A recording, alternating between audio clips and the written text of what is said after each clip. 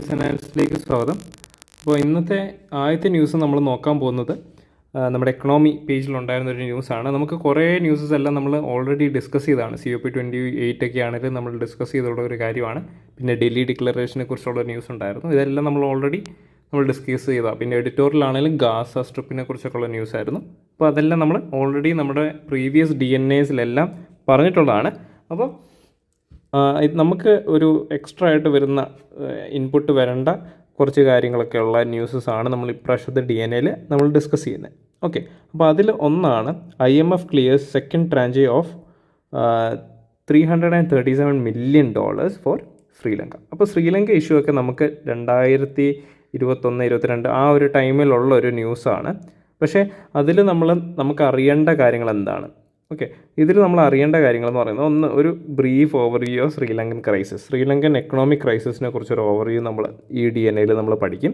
പിന്നെ IMF എന്ന് പറയുന്ന ഒരു ഇൻ്റർനാഷണൽ ബോഡീനെ പറ്റി നമ്മൾ നോക്കും, അതെന്താണെന്നും കൂടി നമ്മൾ നോക്കും. ഓക്കെ, അപ്പോൾ ഈ ശ്രീലങ്കൻ ക്രൈസിസിൻ്റെ ബാക്ക്ഗ്രൗണ്ട്, അപ്പോൾ ശ്രീലങ്കയുടെ ഒരു പൊളിറ്റിക്കൽ ഹിസ്റ്ററി എന്ന് പറഞ്ഞാൽ അവരൊരു 26 year ലോങ് ആയിട്ടുള്ള ഒരു സിവിൽ വാർ ആ കൺട്രിയിൽ നമ്മുടെ LTTE എന്ന് പറയുന്ന ഒരു ഓർഗനൈസേഷനെതിരെ അവർ ഫൈറ്റ് ചെയ്തായിരുന്നു, ശ്രീലങ്കൻ ആർമി. ഓക്കെ, എന്നിട്ട് അത് 2009 ഒക്കെ ആയപ്പോഴേക്കും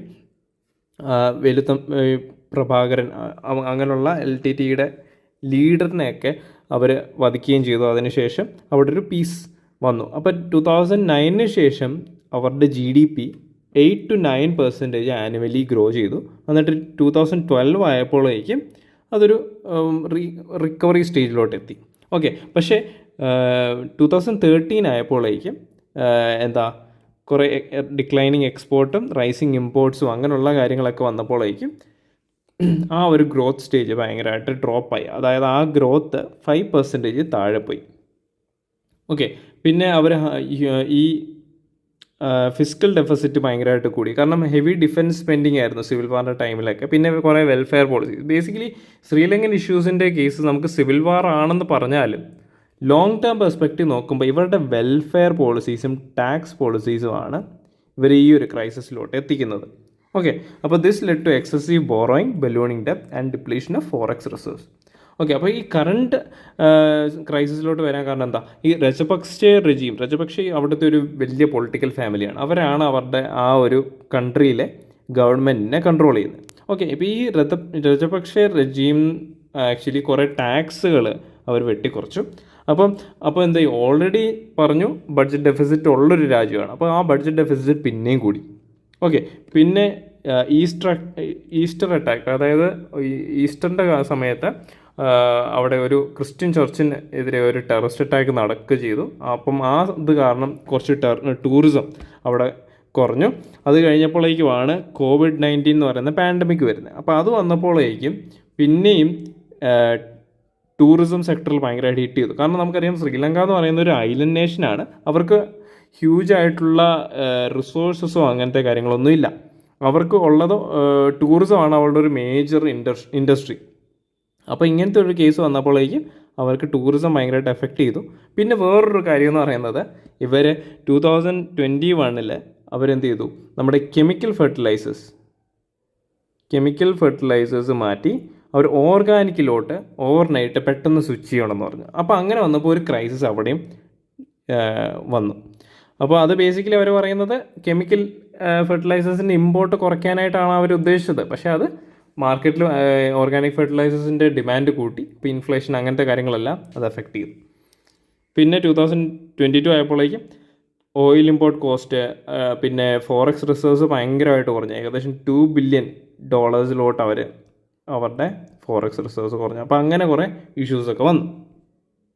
ഓക്കെ, അപ്പം ഇതാണ് ഒന്നുകൂടെ എക്കണോമിക് ഇംപ്ലിക്കേഷൻ എന്ന് പറയുന്നത്. Short supply of food, fuel, medicines at a time of rising prices, local currency devalued by over 50% with respect to dollar. പിന്നെ ഫോറക്സ് റിസർവ്സ് എന്ന് പറയുന്നത് 70% കുറഞ്ഞു. അപ്പോൾ ജസ്റ്റ് $2 billion വന്നു. പിന്നെ ഗവൺമെൻറ് ഡെപ്റ്റ് ടു GDP റേഷ്യോ എന്ന് പറയുന്നത് 100% കൂടി. പിന്നെ ഉള്ളത് പൊളിറ്റിക്കൽ ഫോളോട്ടാണ്. അപ്പം നമുക്കറിയാം ആ ഒരു സമയത്ത് കുറേ പ്രശ്നങ്ങൾ വന്നു. അതായത് ആൾക്കാർ ഗവൺമെൻറ്റിനെതിരെ തിരിഞ്ഞു. അവർ പ്രസിഡൻഷ്യൽ പാലസ് അറ്റാക്ക് ചെയ്യുന്നു, അവർ പ്രസിഡൻഷ്യൽ പാലസിൽ കയറുന്നു, പിന്നെ അങ്ങനെ കുറേ കാര്യങ്ങളൊക്കെ നടക്കുന്നുണ്ട്. ഓക്കെ, പിന്നെ ഇന്ത്യയുടെ സ്റ്റാൻഡ് എന്തായിരുന്നു? ഇന്ത്യ ആക്ച്വലി അവർക്ക് ഒരു $3.8 ബില്യൺ ഫൈനാൻഷ്യൽ പാക്കേജ് കൊടുക്കും. നമ്മുടെ എപ്പോഴും ഉള്ളൊരു കാര്യം എന്ന് പറഞ്ഞാൽ നമ്മുടെ നെയ്ബർഹുഡ് ഫസ്റ്റ് പോളിസി എന്ന് പറയുന്ന ഒരു പോളിസിയാണ്. അപ്പോൾ അതെന്ന് പറയുന്നത് നമ്മൾ ആക്ച്വലി ഇന്ത്യൻ ഓഷ്യൻ റീജിയനിലെ ഒരു ബിഗ് ബ്രദറാണ്. ഓക്കെ, ബിഗ് ബ്രദർ ആറ്റിറ്റ്യൂഡ് നമുക്കുണ്ടെന്ന് എല്ലാവരും പറയുന്നുണ്ട്. പക്ഷേ actually we are a big brother in the Indian ocean region. അപ്പോൾ അവർക്കൊരു ക്രൈസിസ് വന്നപ്പോൾ നമ്മൾ നാച്ചുറലി അവർക്ക് വേണ്ട ഫൈനാൻഷ്യൽ എയ്ഡ് നമ്മൾ കൊടുത്തു. കാരണം നമുക്കറിയാം ശ്രീലങ്കയിലൊക്കെയുള്ള പോർട്ടുകൾ, ഹമ്പൻടോട്ട പോർട്ട് പോലത്തെ പോർട്ടുകളൊക്കെ ചൈനീസ് ഇൻഫ്ലുവൻസ് നല്ലപോലെ ഉള്ള ഒരു സ്ഥലമാണ്. അപ്പോൾ ചൈനീസ് ഇൻഫ്ലുവൻസ് അവിടെ കൂടുന്നതുകൊണ്ട് തന്നെ നമ്മൾ ശ്രീലങ്കനെ ഫൈനാൻഷ്യൽ എയ്ഡ് കൊടുക്കുന്നത് ഏറ്റവും ഇമ്പോർട്ടൻ്റ് ആയിട്ടുള്ളൊരു കാര്യമാണല്ലേ. അപ്പോൾ അങ്ങനെയൊക്കെ നമ്മൾ എയ്ഡ് കൊടുത്തു. പിന്നെ IMF നിന്ന് അവർ ഫണ്ട് വേണമെന്നൊക്കെ പറഞ്ഞു. അപ്പോൾ അങ്ങനെയൊക്കെ പ്രൊസീജിയേഴ്സൊക്കെ നടക്കുകയാണ്. അപ്പോൾ അതിൻ്റെ ഭാഗമായിട്ടാണ് നമുക്ക് ഈ ന്യൂസ് വന്നേക്കുന്നത്. അപ്പോൾ ഈ IMF എന്താണെന്ന് നമ്മൾ അറിഞ്ഞിരിക്കണം. അപ്പോൾ അതൊരു ഇൻ്റർനാഷണൽ റിലേഷൻസുമായിട്ട് വരുന്നതും പിന്നെ എക്കണോമിയൊക്കെ ആയിട്ട് റിലേറ്റഡ്, അതായത് നമ്മുടെ ശങ്കർ ഗണേഷിലൊക്കെ വരുമ്പോഴേക്കും നമ്മുടെ ലാസ്റ്റ് ചാപ്റ്ററിലൊക്കെ IMFനെ കുറിച്ചൊക്കെ പറയുന്നുണ്ട്. ഓക്കെ, IMF എന്ന് പറയുന്നത് ബ്രിട്ടൻ വുഡ് കോൺഫറൻസ് എന്ന് പറയുന്ന ഒരു കോൺഫറൻസിൽ വേൾഡ് ബാങ്കിനൊപ്പം ഫോം ചെയ്ത ഒരു ഓർഗനൈസേഷനാണ്. അപ്പോൾ വേൾഡ് ബാങ്കും IMFും ആണ് ബ്രിട്ടൻ വുഡ് ട്വിൻസ് എന്ന് പറയുന്നത്. ഓക്കെ, അപ്പോൾ അവരുടെ കീ എയിംസ് എന്താണ്? അപ്പം ഈ കീ എയിംസ് പറയുന്നതിൻ്റെ ഉദ്ദേശം എന്താണെന്ന് വെച്ചാൽ, ഇത് നമുക്ക് IMF ചില റിപ്പോർട്ട്സും അങ്ങനത്തെ കാര്യങ്ങളൊക്കെ പുറപ്പെടുവിക്കും. അതുപോലെ തന്നെ വേൾഡ് ബാങ്കും ഇതുപോലെ തന്നെ റിപ്പോർട്ടുകളൊക്കെ പുറപ്പെടുവിക്കും. അപ്പം ഇവരുടെ എയിംസ് ബേസ് ചെയ്തിട്ടായിരിക്കും ചിലപ്പോൾ മിക്ക കേസിൽ ഈ റിപ്പോർട്ടുകളുടെ പേരൊക്കെ വരുന്നത്. ഓക്കെ, അപ്പോൾ അത് വെച്ച് നമുക്ക് ക്വസ്റ്റ്യൻസൊക്കെ നമുക്ക് എലിമിനേറ്റ് ചെയ്യാനൊക്കെ പറ്റും. അപ്പോൾ അല്ലെങ്കിൽ ഓപ്ഷൻസ് എലിമിനേറ്റ് ചെയ്യാനായിട്ടൊക്കെ പറ്റും. അപ്പോൾ അതിന് വേണ്ടിയിട്ട് അപ്പോൾ കീ എയിംസ് എന്ന് പറയുന്നത് അതൊരു ടിപ്പായിട്ട് എടുത്താൽ മതി. കീ എയിംസ് എന്ന് പറയുന്നത് foster global monetary cooperation, ensure financial stability, facilitate trade, promote growth and reduce poverty. Okay, അതാണ് അവരുടെ എയിംസ്. പിന്നെ അവരുടെ ഫങ്ഷൻസ് എന്താ? Provide financial assistant to member countries facing balance of payment issues, അതായത് നമ്മുടെ ഈ ശ്രീലങ്കയുടെ ഇഷ്യൂ പോലത്തെ ഇഷ്യൂസൊക്കെ വരുന്ന രാജ്യങ്ങളെ ഹെൽപ്പ് ചെയ്യുക. പിന്നെ conduct surveillance of member countries economic policies, പിന്നെ offer technical assistance and training to build economic capacity. പിന്നെ അവരുടെ ഗവർണൻസ് സ്ട്രക്ചർ എങ്ങനെയാണ്?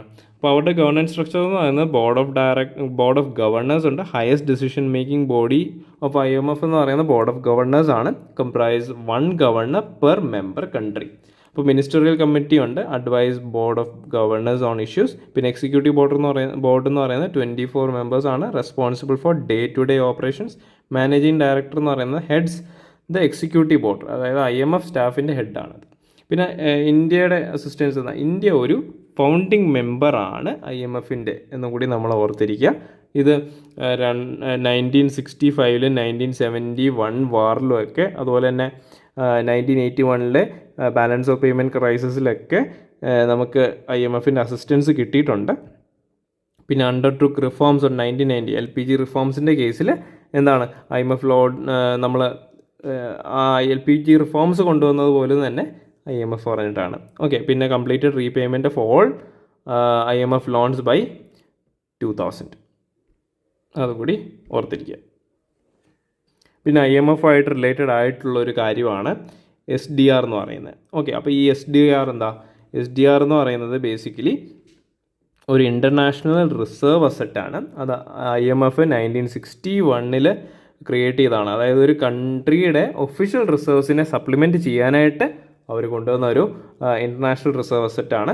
അപ്പം to date total 660.7 billion SDR ആണ് വാല്യൂ ആണ് വന്നത്. അതായത് ഏകദേശം 943 ബില്യൺ. അതായത് SDR എന്ന് പറയുന്നത് നമുക്ക് ഒരിക്കലും ഒരു കറൻസിയാണെന്ന് പറയാൻ പറ്റത്തില്ല. അത് കുറേ കറൻസിയുടെ ഒരു ബാസ്ക്കറ്റ് ഓഫ് കറൻസിയുടെ ഒരു വാല്യൂ ആണെന്ന് നമുക്ക് വേണമെങ്കിൽ പറയാം. ഓക്കെ, അതൊരിക്കലും ഒരു കറൻസിക്ക് ഇക്വലൻ്റ് അല്ല എന്നും കൂടി ഓർത്തിരിക്കുക. This includes the largest ever allocation of about SDR 456 billion approved on August 2021. അപ്പോൾ ഇതായത് എന്താണ് ഈ SDR എന്ന് പറയുന്നത് ബാസ്ക്കറ്റ് ഓഫ് 5 കറൻസീസ് ആണ്. അതിൽ എന്തൊക്കെയാണ് വരുന്നതെന്നും കൂടി ഓർത്തിരിക്കുക. ഒന്നെന്ന് പറയുന്നത് US ഡോളർ ഉണ്ട്, പിന്നെ യൂറോ ഉണ്ട്, ചൈനീസ് റെനുംബി ഉണ്ട്, ജപ്പാനീസ് യെൻ ഉണ്ട്, പിന്നെ ബ്രിട്ടീഷ് പൗണ്ട് സ്റ്റെർലിംഗ് ഉണ്ട്. ഓക്കെ, SDR ബാസ്ക്കറ്റ് എന്ന് പറയുന്നത് എല്ലാ 5 ഇയേഴ്സിലും അത് റിവ്യൂ ചെയ്യും, അതുകൂടി ഓർത്തിരിക്കുക. അപ്പോൾ ലാസ്റ്റ് റിവ്യൂ ചെയ്തത് നവംബർ 2015 അപ്പോൾ ആ സമയത്താണ് ചൈനീസ് റെമിൻബി SDR ബാസ്ക്കറ്റിൽ ഇൻക്ലൂഡഡ് ആകുന്നത്. ഓക്കെ, അപ്പോൾ SDR അലൊക്കേഷൻ എങ്ങനെയാണെന്ന് നമ്മൾ മനസ്സിലാക്കി. SDRൻ്റെ allocation basically what is SDR എന്ന് പറയുമ്പോൾ SDR എന്ന് പറയുന്നത് ഒന്നുകൂടെ നമുക്ക് നോക്കാം. സ്പെഷ്യൽ ഡ്രോയിങ് റൈറ്റ്സ് ആണ് international reserve assets created by IMF to supplement the official reserves of member countries. Value of SDR is based on basket of 5 currencies. അത് നമ്മൾ പറഞ്ഞു. അപ്പം how are SDRs used? SDRs is allocated to IMF member countries in proportion to relative share. അതായത് IMFിലുള്ള ഒരു കൺട്രിയുടെ share base ചെയ്തിട്ടാണ് SDR ആ കൺട്രിക്ക് allocate ചെയ്യുന്നത്. Okay, അപ്പോൾ അത് എങ്ങനെയാണ് യൂട്ടിലൈസ് ചെയ്യുന്നത്? ഇപ്പോൾ ഈ കേസിൽ നമ്മൾ കോവിഡ് പാൻഡമിക്കിൻ്റെ കേസിൽ അവർ ഒരു കൺട്രി വാക്സിൻ പർച്ചേസ് ചെയ്യുന്ന വെച്ചാണ് ചെയ്യുന്നത്. അപ്പോൾ നമുക്കറിയാം ഓരോ കൺട്രീസിനും SDR അവരുടെ IMFിലെ ഷെയർ അനുസരിച്ച് അവർ കൊടുക്കുന്നുണ്ട്. ഓക്കെ, അപ്പോൾ ആ കൺട്രിക്ക് ഈ SDR വേറൊരു കൺട്രിക്ക് കൊടുത്തിട്ട് അവർക്ക് ഫോറിൻ കറൻസി ആയിട്ട് തിരിച്ചു വരാം. അപ്പോൾ അവർക്ക് വേണമെങ്കിൽ ഡോളേഴ്സ് ആയിട്ട് ഇവർക്ക് വാങ്ങിക്കാം. അപ്പോൾ ആ ഡോളേഴ്സ് കൺട്രി എക്ക് കിട്ടുമല്ലോ. ഈ കൺട്രി എ എന്ത് ചെയ്യും? ഈ ഡോളർ കൊടുത്തിട്ട് വാക്സിൻസ് പർച്ചേസ് ചെയ്യും. അപ്പോൾ അതാണ് ഒരു SDRൻ്റെ എക്സാമ്പിൾ, ഹൗ ഇറ്റ് പെർഫോംസ് എന്ന് പറയുന്ന ഒരു എക്സാമ്പിൾ. ഓക്കെ, നെക്സ്റ്റ് എന്ന് പറയുന്നത് നമ്മുടെ എൻവയോൺമെൻറ്റൊക്കെ ആയിട്ട് റിലേറ്റ് ചെയ്തിരിക്കുന്ന ഒരു ന്യൂസാണ്. അപ്പോൾ അതിങ്ങനെയാണ്: limitations on CCS and CDR and their grip on future climate. അപ്പം CCS എന്താണ്, CDR എന്തെന്നാണ് നമ്മൾ ഈ ഒരു വാർത്തയിൽ നമ്മൾ നോക്കാൻ പോകുന്നത്. ഓക്കെ, അപ്പോൾ നമുക്ക് ഈ ക്ലൈമറ്റ് ചേഞ്ചൊക്കെ റിലേറ്റഡ് ആയിട്ടുള്ളൊരു ന്യൂസ് ആയതുകൊണ്ട് ഞാൻ എടുത്താണ്. അപ്പം CCS എന്ന് പറയുന്നത് കാർബൺ ക്യാപ്ചർ ആൻഡ് സ്റ്റോറേജ്, അതൊരു ക്ലൈമറ്റ് സൊല്യൂഷനായിട്ടാണ് അവർ പുട്ട് ഫോർവേഡ് ചെയ്തേക്കുന്നത്. അപ്പം നമുക്കറിയാം കറണ്ട് കേസ് സിനാരിയോയിൽ കാർബൺ ഡയോക്സൈഡ് എമിഷൻസിനെ സോൾവ് ചെയ്യാൻ, അല്ലെങ്കിൽ ആ എമിഷൻസിനെ കൺട്രോൾ ചെയ്യാനായിട്ട് കുറേ മെഷേഴ്സ് എടുക്കുന്നുണ്ട്. ഓക്കെ, അപ്പോൾ അതിൽ ഡിസ്കസ് ചെയ്തേക്കുന്ന ഒരു മെത്തേഡാണ് carbon capture and storage, CCS. അപ്പോൾ ഈ ടെക്നോളജി എന്ന് പറയുന്നത് ലാർജ് എമൗണ്ട് ഓഫ് CO2 അറ്റ്മോസ്ഫിയറിൽ എൻ്റർ ചെയ്യുന്നതിന് മുമ്പ്, അതൊരു ഇമ്പോർട്ടൻറ്റ് കാര്യമാണ്, എൻ്റർ ചെയ്യുന്നതിന് മുമ്പ് കൺട്രോൾ ചെയ്യാനായിട്ടുള്ളൊരു പാറ്റേൺ ആണ്. അപ്പോൾ ഇതെങ്ങനെയാണ് വർക്ക് ചെയ്യുന്നത്? ഇത് വർക്ക് ചെയ്യുന്നത് വെച്ചാൽ ബേസിക്കലി ഇപ്പോൾ ലാർജ് ഇൻഡസ്ട്രിയൽ സൈറ്റ്സ്, അതായത് call power plants, steel factories, oil refineries, അവിടെയൊക്കെ ഹ്യൂജ് എമൗണ്ടിൽ നമുക്ക് CO2 ഒക്കെ റിലീസ് ചെയ്യും. അപ്പോൾ ഈ ഗ്യാസ് ഇവർ കംപ്രസ് ചെയ്തിട്ട് അതൊരു പൈപ്പ് ലൈൻസിലൂടെ ഇവരെന്ത് ചെയ്തു, ഡീപ്പായിട്ടുള്ള നമ്മുടെ എർത്തിൻ്റെ അണ്ടർഗ്രൗണ്ടിലോട്ട് കൊണ്ടുപോയി. അതായത് നമുക്കറിയാം ഓയിൽ റിസർവ്സ് ഒക്കെ നമ്മൾ എടുക്കുന്ന ജിയോളജിക്കൽ റോക്ക് ഫോർമേഷൻസ് ഉണ്ട്. അപ്പോൾ അവിടെ ഓയിലൊക്കെ എടുത്തു കഴിഞ്ഞാൽ അവിടെ ഒരു ഫ്രീ സ്പേസ് ആണല്ലേ. അപ്പോൾ ആ ഫ്രീ സ്പേസിലോട്ട് ഇവർ ഈ ഫാക്ടറീസിൽ നിന്നൊക്കെ റിലീസ് ആകുന്ന കാർബൺ ഡയോക്സൈഡിനെ കൊണ്ടുപോയി കംപ്രസ് ചെയ്ത് വെക്കും. ഓക്കെ, അപ്പോൾ the purpose is to trap CO2 emissions produced from continued use of fossil fuels. അതായത് ഫോസിൽ ഫ്യൂൾസിൽ നിന്ന് റിലീസ് ആകുന്ന ഈ CO2 തന്നെ തിരിച്ചെടുത്ത് കൊണ്ടുപോയി അവരെവിടെ നിന്നാണോ എടുക്കുന്നത് അവിടെ തന്നെ തിരിച്ചു കൊണ്ടുപോയി വെക്കുന്ന ഒരു പ്രോസസ്സിനെയാണ് CCS എന്ന് പറയുന്നത്, അതായത് കാർബൺ ക്യാപ്ചർ ആൻഡ് സ്റ്റോറേജ് എന്ന് പറയുന്നത്. അപ്പോൾ ഇതിൻ്റെ ലിമിറ്റേഷൻസ് എന്താണ്? ലിമിറ്റേഷൻസ് എന്ന് പറയുന്നത് ബേസിക്കലി ഇതൊരു എക്സ്പെൻസീവ് പ്രോസസ്സാണ് ഇത് ഇൻസ്റ്റാൾ ചെയ്യാനായിട്ട്. അപ്പോൾ അതിന് സബ്സിഡീസിൻ്റെ ആവശ്യമുണ്ട്. പിന്നെ consumes additional energy, reduces power plant efficiency, പിന്നെ റിസ്ക് ഓഫ് CO2 ലീക്കേജ്, അതായത് ഈ സ്റ്റോറേജ് സൈറ്റിൽ നിന്നുള്ള ലീക്കേജസ് വരാൻ ചാൻസസ് ഉണ്ട്. പിന്നെ ഡസൻ എലിമിനേറ്റ് എമിഷൻസ്, ഉള്ളി ക്യാപ്ചേഴ്സ്, അതായത് നമുക്കൊരിക്കലും ഇതിൽ നിന്ന് നമുക്ക് എമിഷൻസ് സോൾവ് ആയെന്ന് നമുക്ക് പറയാൻ പറ്റത്തില്ല. ഈ എമിറ്റ് ചെയ്യുന്ന സാധനം ഇവർ കൊണ്ട് വേറൊരിടത്താണ് ഇവർ സ്റ്റോറേജ് ചെയ്ത് വെക്കുന്നതെന്ന് മാത്രമേ നമുക്ക് പറയാൻ പറ്റത്തുള്ളൂ. പിന്നെ ഈ സ്റ്റോറേജ് കപ്പാസിറ്റി എത്രത്തോളം ഉണ്ടെന്നുള്ള കാര്യവും നമുക്ക് പറയാൻ പറ്റത്തില്ല. അപ്പോൾ അതുപോലെ തന്നെ CCSൻ്റെ ആയിട്ട് തന്നെ ഡിസ്കസ് ചെയ്ത വേറൊരു കാര്യമാണ് CDR. അപ്പോൾ ഈ CDR എന്ന് പറയുന്നത് ഈ അറ്റ്മോസ്ഫിയർ, നമുക്ക് ഈ CCSും CDR തമ്മിലുള്ള വ്യത്യാസം എന്താ? CCS എന്ന് പറയുന്നത് അറ്റ്മോസ്ഫിയറിൽ റിലീസ് ആകുന്നതിന് മുമ്പേ ചെയ്യുന്നൊരു പ്രോസസ്സാണ്. CDR എന്ന് പറയുന്നത് അറ്റ്മോസ്ഫിയറിൽ റിലീസ് ആയതിനു ശേഷം ചെയ്യുന്നൊരു പ്രോസസ്സാണ്. അപ്പോൾ CDR removes CO2 already present in the atmosphere. Okay, അപ്പോൾ ഇതെങ്ങനെയാണ്? ഒന്നെന്ന് പറയുന്നത് ഡയറക്റ്റ് എയർ ക്യാപ്ചർ, അതായത് കെമിക്കൽ ഫിൽറ്റേഴ്സൊക്കെ ഉപയോഗിച്ച് അവരെന്ത് ചെയ്യും, CO2 ആംബിയൻ്റ് എയറിൽ നിന്ന് റിമൂവ് ചെയ്യും, എന്നിട്ട് അത് സ്റ്റോർ ചെയ്യും. എഫോറസ്റ്റേഷൻ, അതായത് ബാരൻ ലാൻഡിനെ കാർബൺ അബ്സോർബിങ് ഫോറസ്റ്റ് ആയിട്ട് അവർ കൺവേർട്ട് ചെയ്യും, എന്നിട്ട് അതിനെ അബ്സോർവ് ചെയ്യും. പിന്നെ bio energy with carbon capture and storage, biomass power plants capture emissions which get permanently stored underground. Okay, പിന്നെ ലിമിറ്റേഷൻസ് ഓഫ് CDR എന്താ? ഇത് വെരി കോസ്റ്റ്ലി ആയിട്ടുള്ള ഒരു പ്രോസസ്സാണ്. ഇപ്പോൾ ഫോറസ്റ്റ് അങ്ങനത്തെ കാര്യങ്ങളൊക്കെ പിന്നെ നമ്മൾ ജനറേറ്റ് ചെയ്യണം, അങ്ങനെ കുറേ പ്രശ്നങ്ങളുണ്ട്. സ്കെയിലബിലിറ്റി, ഇപ്പോൾ നമുക്കറിയാം, നമുക്ക് പിന്നെയും ഫോറസ്റ്റ് ഇപ്പോൾ പാരൻ ലാൻഡിലൊക്കെ കൊണ്ടുവരണമെങ്കിൽ അതിന് നല്ല രീതിയിലുള്ള കോസ്റ്റ് ഉണ്ട്. അതുപോലെ തന്നെ അറിയാം, പിന്നെ ഇപ്പോൾ ഫോറസ്റ്റ് ഒരു ബാരൻ ഏരിയയിൽ ഭയങ്കര എക്സ്റ്റെൻസീവായിട്ട് നല്ല രീതിയിൽ സ്കെയിൽ ചെയ്തുകൊണ്ട് നമുക്ക് ചെയ്യാൻ പറ്റുന്നൊരു കാര്യമല്ല. അപ്പോൾ അതിൻ്റെ ലിമിറ്റേഷൻസ് ഉണ്ട്.